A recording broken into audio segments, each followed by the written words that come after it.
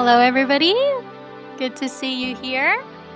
I would love to get a show of hands to tell me your role in your respective churches. So, is there any children pastor here? Okay. And any pastors? Just a senior pastor, lead pastor? Yes, faith. Okay. And any CM personnel like children ministry teachers or volunteers here? Awesome. And any other church leaders like elders, deacons, and parents? Awesome. Okay, thank you. Just want to know because that's so helpful to know who we are speaking with for this session. So, neither Gina nor I are pastors or from ministry background. We're both staff in children ministry, and we are also both in seminary, but we come at this topic from a very different lens. I am a behavioral therapist. I was trained to do play therapy. I've been doing that for more than 10 years, and I mainly work at school, homes, and clinics. And I teach neurodiverse children academics, life skills, play, or behavioral goals. And I'm doing a Master of Theological Studies at Wycliffe right now. And this is my family. I have my husband, Brian, and I have 3 children. So now I'm going to introduce my co-presenter, Gina. Gina is a mom of an autistic child, Mimi, the one right here wearing her headphones. And next to her is the non-autistic child, Hejin. And Gina was a criminal lawyer, but resigned after her daughter was diagnosed. Now she does advocacy and training in autism and the community. She also does speaking and writing, mostly about neurodiversity and discipleship. She recently signed a book contract and will be co authoring a book on this subject with IVP. Thank you. And a lot of the co-authors are here, so I'm very excited to hang out with them in person as well because it's always online. So thank you, Shirley. So today, hang on, let me just get to my page here. So today we're going to share with you how we teach neurodivergent children and what we teach them. Oh, hang on one second. This is my old version of slides, but that's okay. I'll roll with it. So when we talk about neurological diversity, we are talking about the differences in the brain. Hang on, I need to look at my slides while I do this. And so generally, it's diagnoses of autism, ADD, ADHD is what we see mostly in our children's ministry, but it also includes intellectual, cognitive, some learning disabilities, as well as other diagnoses as well. So just so you know, for the rest of our presentation, when we say neurodiverse, autistic, ADD, ADHD, there's so much overlap, so we're going to kind of use them synonymously. They're actually not, but for our presentation purposes, we're going to go back and forth. This part of our presentation is usually an hour and a half long, but we're not going to do that. I'm going to fly through them, but I'm using it because these images I find for our audience is quite thought-provoking. And so the way that Shirley and I approach neurodiversity and the way she does therapy, we teach our children, and I parent, is we come at it from this neurobiological lens. So there are lots of studies, and if you Google it, they're everywhere. Their brain is different. This is just an example of a very famous autistic individual. I'm not going to go through the details, but basically this is to say, here's her autistic brain. This is the control. So you will see that there is a 10 times difference between the pink and a 10 time between the blue. This actually goes to show you the differences between visual and auditory processing. Another one, this is neuroreceptor density. So that's just like a brain communication. This is an average of a non-autistic brain. This is an autistic brain. So you will see that there are areas of the brain that are markedly different. And this is all to say there is a measurable, observable difference in the brain of our neurodiverse children. These differences, not generally, but these differences often impact things like sensory input. So the way that they are understanding their environment, it's not that their ears or their eyes are different, like themselves. It's actually the way the brain processes this information. So the input is different. And also the output is different. So the intention of the child, their desires, their emotions, it comes out differently. We may see this most often in speech, for example. So when we are interacting, teaching, and just sharing community with the neurodivergent child, the big thing that Shirley and I do when we consult with churches and when we train volunteers is always to impress upon the community that what you see is not necessarily what is happening underneath the surface. Because of all of these differences in their brain, the differences in the way that they are perceiving the world and the differences in which they are interacting with the world, what we normally classify as behavior may not actually be behavior. And so a lot of the work that Shirley and I do is decoupling behavior from assessments about a child's character, their faith, their morality, and also because they are children and these are generally invisible disabilities, these kind of behavior issues, problematic character, that's often put on the parents as well. And so there are judgments made about the type of parenting, the family values. But these slides are all to say that may not necessarily be the case. I, as the parent of a neurodivergent child, my child can be very defiant, right? Very rude, all of those things. But that's not because she's neurodivergent. That's because she's a kid. So all children have these characteristics that we, hone and we love and we train. But this is just all to say, let's not make such quick assessments from behavior to assessments about morality and character and things like that. So our title of our workshop is Church, Not Respite. So just want to define respite. So respite care is providing temporary relief for caregiver. And this was actually what Jina and I did in our nonprofit organization. We offer support for the caregiver and we supervise their children so they can rest, they can run some errands, and just to have some breathing space. And the most common way churches can offer respite is to watch the kids while their parents go to worship. And this is a wonderful thing and, a loving and needed thing to do. But if that's all children ministry is doing, and of course, I understand there are times and seasons for this, the children is only being supervised but not discipled. Even if the children is having fun and playing with lots of toys, without discipleship, they're not really meaningfully included and they don't truly belong. So, and children ministry staff, especially volunteers who are unfamiliar with this population, it can feel scary when they observe, for example, sensory meltdowns, children refusing to participate in the programming. There's zero communication, and they don't acknowledge the people around them. And even sometimes alarming behavior like screaming, hands down pants, or cursing, hitting. So that's what Gina and I try to address. We educate, we train, we encourage dialogue about neurodiversity and children ministry and the church as a whole. And what we consistently see when we talk to these different groups is that both the church and the family, they want the same thing. They want to be in community together and they want to belong to Christ together, but they don't have the tools to do this. And so we like to frame it as learning a different language, learning each other's language of connection, of affection, and relationship. So, how do we begin to learn the children's language of connection? How do we connect with the child, earn their attention, and build relationship in order to teach them? So, I want to share with you a technique that I use in my therapy, and it's called pairing. So, what is pairing? Pairing is a technical term that essentially means building a positive connection.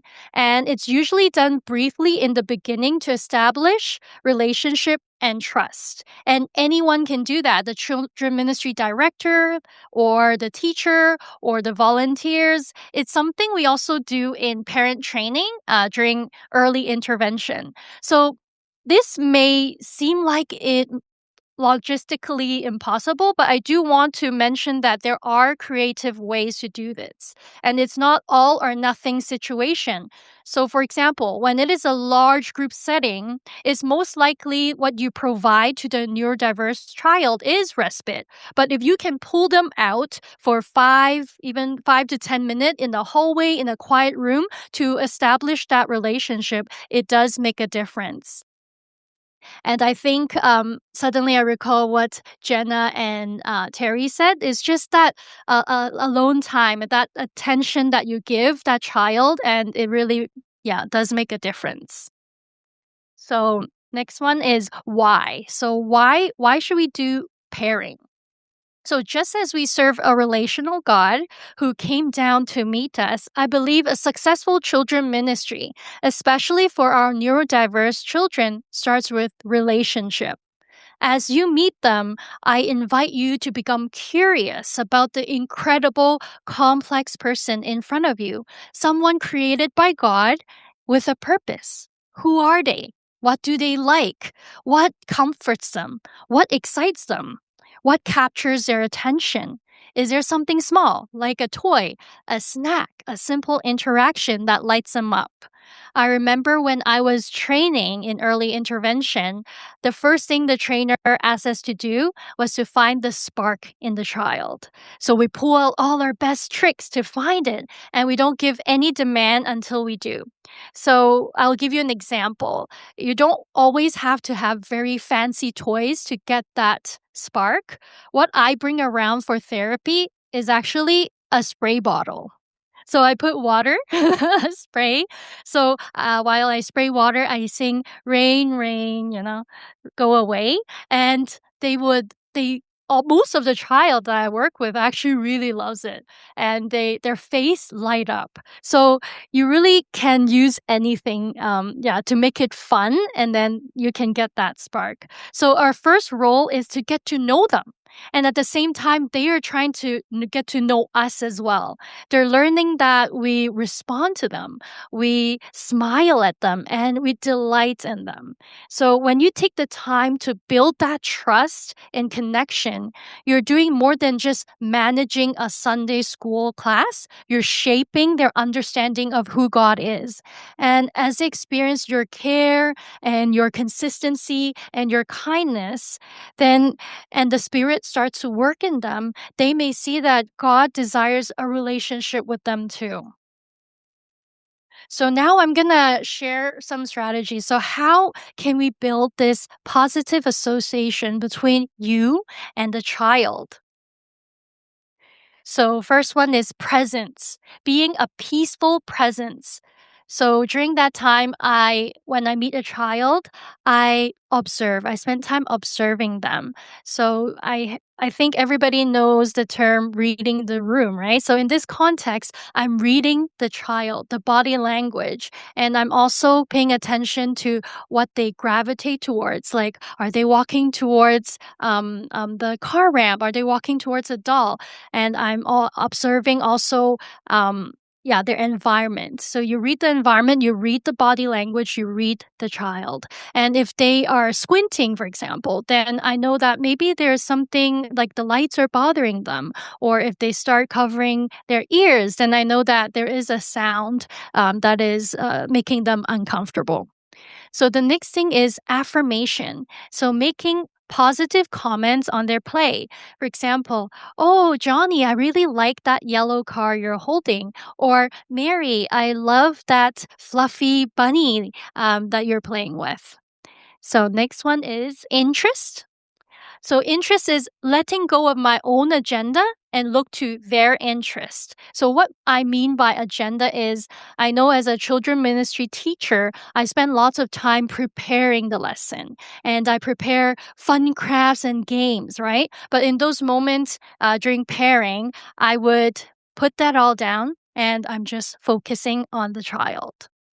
Next one is relationship before demands. So when we place demands on neurodiverse children before we build a relationship, we can unintentionally become authoritarian figures rather than safe people. That often brings fear and insecurity into a new relationship. I'm not saying we should never put any demands because that's not realistic, but and I know that structure and guidance are important, but the relationship must come first. And I is imitate and join. So you copy what they're doing. So if Johnny is pushing car down the ramp and making a wee sound, then I will get another car and I'll do the same. So next one is notice the spark. So when they see you are interested in who they are and what they're doing, then you'll see that twinkle in the eye. And that's what I mean by the spark that you try to get that one. And G is gain trust. So once we build a relationship through these connection, we gain their trust and we earn their attention. They will start to attend to us, the teacher, and then we can deliver the Bible message. And now I'm going to turn it over to Gina, who will talk about what to teach, the content. So when I talk about what to teach and how to teach, I actually talk about it in two different ways. So first, whoop, sorry, conveyance. Okay. So conveyance is how to teach the child. This is the method of delivery. It can include things that Shirley has talked about, and it can also include things like visual timers, or sorry, visual schedules and timers, sensory rooms, fidgets. Those things are things that Shirley and we advocate for. We train on this stuff. They are great, amazing things. But the thing is, in and of itself, they do not actually address the teaching portion of discipleship. So if we take this analogy of, feeding a child, the conveyance is the spoon. It's the tool by which we deliver the nutrition to the child, and it is based on the child. It could be a fork, it could be a feeding tube, chopsticks. It's based on the needs of that specific child. However, the content, because we are a church, must be the same. And the content is the gospel. So kind of what I like to, when I talk about this, my rallying cry is conveyance cannot dictate the content. The content is the gospel of Jesus Christ, but how we deliver it will be different especially for the disabled neurodivergent child and the typical child. Generally, conversations around children's ministry and disability focus on the conveyance part, right? And I understand, because generally people who are in ministry, they are going in because they know kids, they love the Bible, but then they are kind of met with a population of children that they are not familiar with. And so there is a large focus. If you Google, special needs, children's curriculum, that kind of thing, you will see a large focus on conveyance. But Shirley and I have found that in the work that we do and in speaking with various churches, and this is specifically for the neurodivergent population, there is too much variance. The children that we classify under neurodivergent, they are so different from one another. And also, week to week, they are very different. And that's generally because they are so sensitive to their environment. So something like, I don't know, a stomach ache or just the car was too loud that day can throw them off the whole day. So you are getting a very different child, and from child to child, very different. And so we don't focus on the one program fits all kind of thing, because we actually find it does not work. Instead, we talk about the pairing, building connection, because a lot of these programs, they're focused more on the disability. But pairing and true discipleship, in my view, is actually based on the relationship with the individual child. And that requires us as ministry leaders to build that relationship, which then requires us to learn their language. And that's what pairing is. It's learning the language of connection, affection, and attention of that child. So that's kind of the conveyance part. But before we go there, before I get into the content piece, okay, so as children's ministry director and as a parent, I have both a neurodivergent, so an autistic and other disabilities child, and then I have a typical child. As a mother, as a children's ministry director, My children will learn the same thing at church. The content will be identical. However, the way it is delivered to them, vastly different. And the reason is because the gospel doesn't change for the disabled child and the non-disabled child. The gospel is the same. And so they should be learning the same gospel, although, of course, in a different way. When I say this, I am very alive to the challenges of what I am proposing and what Shirley is proposing. I think, more than anyone, understand these challenges. My daughter was diagnosed very young as, level 3 autism is the medical term. It basically means it is the autism on the spectrum that requires the highest amount of support and need. So for the first few years of her life, I did not know if she knew who I was. I did not know if she understood her environment. The doctors were kind of thinking we had brain scans done because we weren't sure if there was an actual brain physical issue mostly because she was so unaware of and unresponsive to her environment. And so being able to connect with my daughter, even having her attend to me was such a struggle. And it was an area of great fear and anxiety as a parent.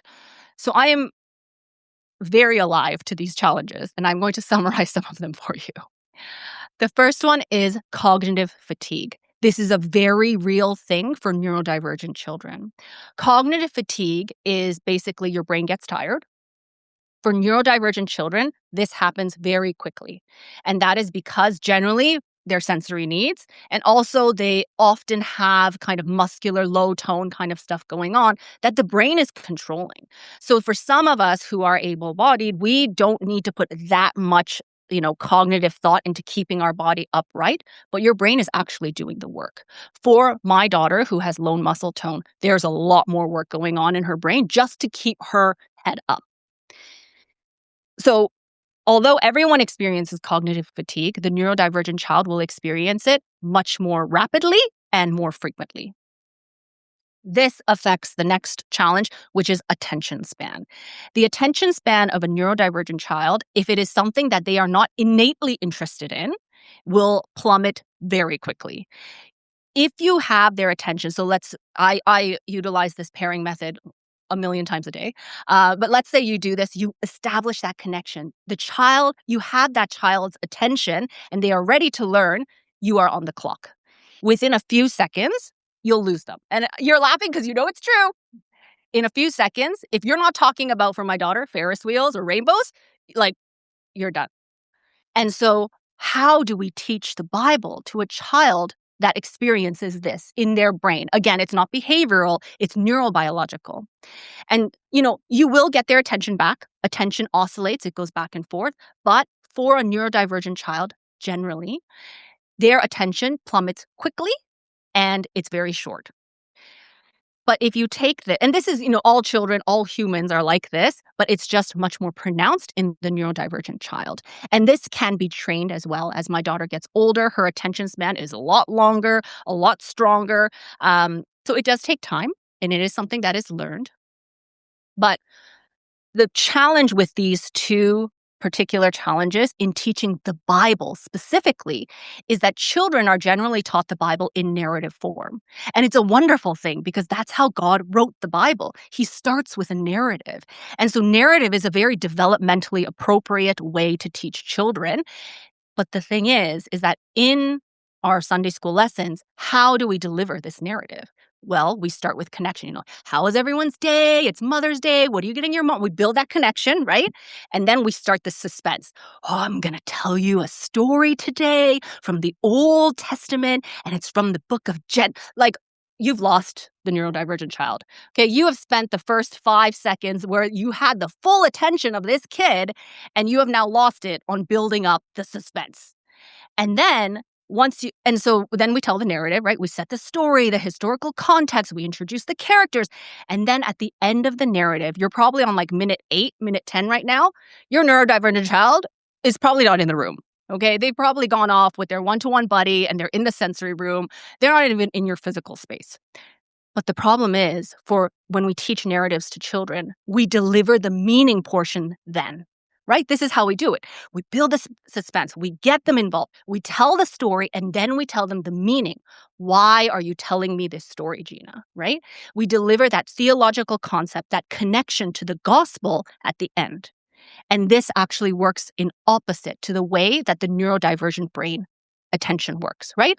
So as we were building up the value and the suspense, their attention has already plummeted. So we're going backwards. We're working against their brain. And so I'm going to address how we do that, how we address that in a moment. But I'm just going to touch on a couple more challenges. This is what you saw, right? There is a difference between visual processing and auditory processing in the neurodivergent brain. And the problem for teaching the Bible is that the meaning portion, that gospel portion that we're teaching them, is generally an intangible thing. So how do you visualize glory, forgiveness, love? How do you visualize that? It's very difficult. And one of the other challenges, and this is kind of more like middle-aged kids, even to teenagers, actually to neurodivergent adults as well, is they are generally concrete thinkers. They are literal thinkers. And so if you say something like, Jesus is a good shepherd, what this neurodivergent individual is taking away from it, unless you explicitly explain the metaphor, is that our God was occupied as a tender of sheep, and he was quite good at his occupation. That is the conclusion that they can draw unless you explicitly draw out that metaphor. But the thing is, in the Bible, it is chock full of complex, gorgeous metaphors. So how do we teach this to the child? Think about parables, drawing inferences from narratives. These are things that take a lot of time to explain the explicit meaning. But again, we have the cognitive fatigue and we have the attention. The biggest challenge, at least for me, in teaching children like my daughter is actually none of these things. Because this, understanding her brain, training, therapeutic training, I can get over that. But my challenge is actually that there is no feedback from her. I don't know if she's understanding what I'm telling her. I don't know when I teach a child who has an intellectual disability or a cognitive disability, there is no feedback, no like nodding or no question, asking me, showing me that they are listening or that they are connecting things. And as someone who, needs to kind of check if they're registering, it's very difficult. And as a parent, it is very scary not to know. Because I can't know. Maybe one day, but right now, while she's young, I can't know. And so teaching, the way I would like to encourage people who are in this ministry or who are parenting a child like mine is the way that I have been encouraged. And that is that teaching the Bible is not a cognitive endeavor. It is a spiritual one. And so when we speak the truth of God, when I speak the truth of God to my daughter, I'm speaking to her soul and not to her mind. And that the soul, actually all of her is not my territory, but the soul especially is the expertise of our God. And so when I teach her the Bible, it is actually for me an act of trust. I trust that her conformity to Christ is not up to me, and that I will faithfully teach her because it is my delight and it is my privilege to do so. But then after that, after I deliver that lesson, my responsibility then is just to trust. I trust God that what he says about his word is true, that his word is alive and that it is active, and that his word will not return to him empty. And that's how I teach my daughter without any kind of registering of response. So when we talk about the core point, just some basic concepts of what this is. The core point is short. It's 3 to 5 words, not sentences. It's 3 to 5 words, and it is a concrete thing. It is something like, for example, God is strong. God is powerful. For me, I write my own curriculum and my own lessons. The litmus test for me is when I distill this core point, I check it and I ask myself, is this a core element of the gospel?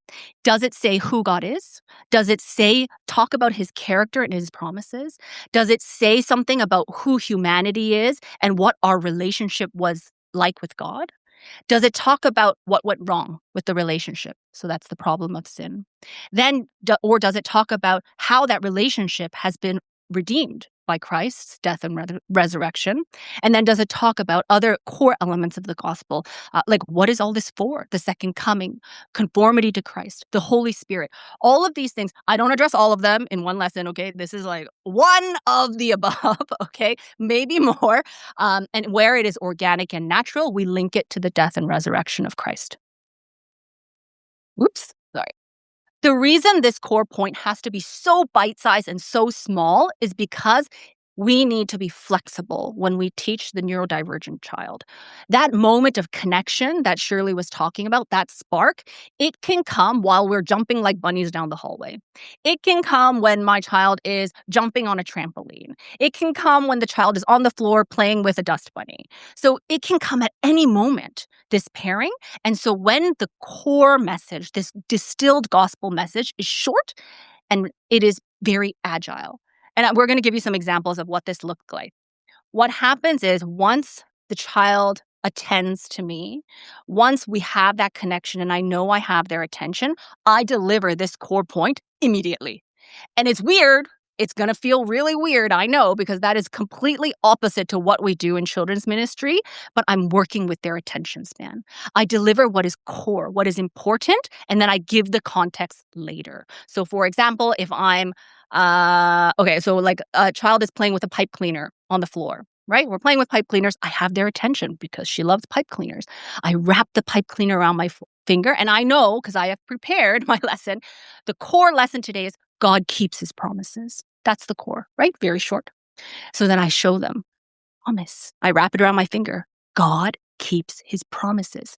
And that's it. I've delivered my core. Now, as their attention goes down and their attention wanes, I will show them a video of the narrative of whatever the Bible piece, it could be Noah's Ark. I show them that narrative in a way that doesn't require that maximum attention. Because as their attention goes down, it's not like they're gone completely, right? It's just a lot harder for them to process complex thought. That's when Shirley's going to show you an example. We use manipulatives. We use toys. We give them context, but that is done after. So you see how it's backwards? And the reason why it's like that is because we're trying to work with their attention span. These are some examples of what not to do, but I'm not going to do that because we don't have that. Oh, okay. So it's just to say, I'm not a theologian. Okay, I am a children's ministry director. I'm really good at like entertaining children and stuff, and I have a loud voice, and I guess that qualifies me to teach children. But I am not a theologian, so this is a great example of why we need to work together within our church. My lessons, I write them, but it goes through a biblical scholar, a pastor who is at our church, and then actually my children's curriculum is just a children's version of his discipleship material that's been published recently. So I basically take the work of a pastor, of a theologian, and then I just translate it for the child. So this is not, because it's a lot of work to do all of this stuff. Theology is not my specialty. And so this is an example of how the whole church works together of varying levels in order to disciple and love this child. We have 4 examples if we have time, but we're going to try to speed through a couple of them. Okay, so Brooke, she is 8. And during pairing, I discovered that she loves tactile input in her hands. Like she likes sand and water. She's a great artist. She loves drawing, and she especially loves to watch other people draw. So a lot of time in the beginning, she requests me to draw, but unfortunately, I'm not such a good artist. So a lot of times after I draw, she will pick it up and put it in the garbage, and I have to try again and again. Until finally, one day, I did get a good picture, and then she cut it out, and then she brought it home, and I felt like I achieved something that day. Yeah, and also, she has very strong literacy skills. So she loves reading, she loves words, she enjoys word games and puzzles. So I always have word search ready in my pocket when she wants to do that.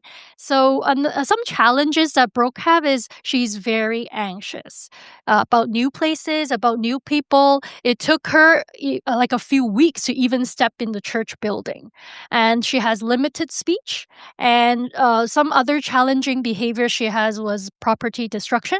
She kicks, she throws, she swipes, and she also sprints. And so these are the challenge we face with Brooke. And the one thing I want to share about is how did we practice a Bible verse with her? The Bible verse for this lesson was Colossians 1. 16 to 17, and I have a video for you how I taught her that Bible verse. Hopefully it works. Okay. Oh, so in this video, I wrote all things were created, and then as I narrate the verse to her, she participate by putting the magnet on the boxes that I drew for her. So this is like very fun for her because she's tactile, right? And it also makes like repeating a Bible verse fun, right? Like it's so boring if I just say repeat after me, you know? And yeah, so that made it very enjoyable and she did it again and again. So this core point of the lesson is God is sovereign. So we deliver this core point repeatedly week after week. We don't expect them to get it like in one lesson. We repeat it and then we define it in other lessons. Okay, so that was an example of how we teach the Bible lesson, taking into our relationship, knowing the child, right? Developing this relationship. This is another example. Luke, who's 7. I didn't know much about Luke when we first started. I was new to the church. I knew that he liked bread or liked the snacks that we had at church because he always went to go get it. I knew he didn't like the crust. Right. And so as I peeled the crust, I'm developing relationship because I'm not just peeling the crust for him. I say, Luke, I know you. I know you don't like crust. I don't like it either. Let me peel it for you because I know you don't like it. Let me help you. That's developing the relationship. So I'm narrating what I'm thinking. He has minimal speech. Motorically, he has speech, but it's more of a communication disability. And he has very intense sensory overwhelm. So when it's really loud, when there's a lot of kids, which is like every Sunday, it's very overwhelming. And this, because of the anxiety and because of the sensory overwhelm, we see some behavioral challenges. So we have screaming, hitting, throwing, things like that. So things that are like very upsetting to other children as well. So what we do is once we kind of see that, but he still wants to be in the classroom, so he plays. And then once we kind of see that it's getting overwhelming, we pull him out. And I learned from one of the volunteers before I started that he loves light and sound toys, which is great because I own every one of them. So I, every week, bring a new light and sound toy because my daughter also loves light and sound toys. So this is mine. And so I bring this toy and during this quiet time where we pull him out, he's just playing with this toy. It's a random guitar toy that says numbers and colors. It has nothing to do with the Bible, like explicitly. And so while he's playing with this, I do the techniques of pairing. I watch, I narrate, I say, Luke, you love the number 4 because I'm observing. He's just really like he prefers this, I guess the color green, I don't know. And so then I'll count with him. 1, 2, 3, 4. And when he strums the guitar, I do like a little dance. He thinks it's hilarious. So we're connecting, we're building that relationship, and I'm earning his attention. And once I have his attention, I am able to deliver the lesson. So the core point, this was Psalm 23. The core idea was God cares for me. Or it could, and every lesson that we have, the application part is one of two things. It's either I can trust God, or as in like God is worthy of our trust. And the other one is, so let's thank God. So that's always the application for all of our lessons. So here, that's why this is how I teach them. I print it out. I'm a dinosaur. I don't like PowerPoint. So I have this. And so he's pressing the number 4. And I realize that in the sheet of trust, there are 4 yellow stars. So then I'm like, oh, number 4, you love number 4. And so what I do is I took it out and I was like, look, there's 4 stars on my paper. And I go, 1, 2, 3, and he's like, and I'm like, 4, right? That's it. This is the moment. I have his full attention. This is when I deliver that core point and I say, you can trust God, right? Because like, look, trust. You can trust God. He cares for you. And I've delivered the core point, right? And so now he's probably back to his toy. and that's okay. We play a little bit more, we laugh a little bit more, and then once I see that he's coming to attend to me again, I might say, I had a picture of Jesus hugging a sheep, and I said, "Hug. Jesus loves Luke. God loves Luke. You can trust him. God cares about you." See, I'm delivering Psalm 23 in this piecemeal way that connects with him with what he's interested in. And I can tell you this in narrative and in principle, but really what this is just we're just following the lead of the Holy Spirit. I do not know on a Sunday where I'm going to connect with this child. That's up to the Spirit. And so all I do is I prepare that core point and I wait for the Holy Spirit to work in this child's heart and to bring that connection. So that's just like a very, simple example of how we do this. He also likes to run, so we do a lot of running in these things, but I don't have videos of me running with him. And I think that's it. We have more examples, but I don't think we have time for it. Okay, so I'll just show you like quickly. So we've also used, this is our lover of science. So in the creation narrative, we use a lot of science. This is Mimi, also a lover of science. We use YouTube videos, right? So we pause the video, we talk about lightning, how God created it, how God is stronger than lightning, God is sovereign. Okay, so this is just our resources. This is our website. You can leave your email, and we can also, if you have questions after this, please just shoot us an email. We will connect with you. Oh, these are some therapeutic resources. Social ABCs is a program. This book is the therapeutic manual that Shirley is talking about. It is called ESDM. Is kind of, if you have someone in your church who's interested in this stuff. This is the book that I got the brain scan pictures from, and that is the material that my curriculum is based off of. That's it. And I just wanted to say the reason why this workshop is very lecture heavy is because we discussed this, right? How do we make this more interactive? But we have found generally in our presentations, if it's a Q&A, it gets really specific, and then it's not really beneficial to the rest of the people there. So we're here for dinner. You also have now our contact. So if you have those kinds of questions, please ask us. Because in a group setting, our answer is always, it depends. And that's not very helpful to anybody. Thank you.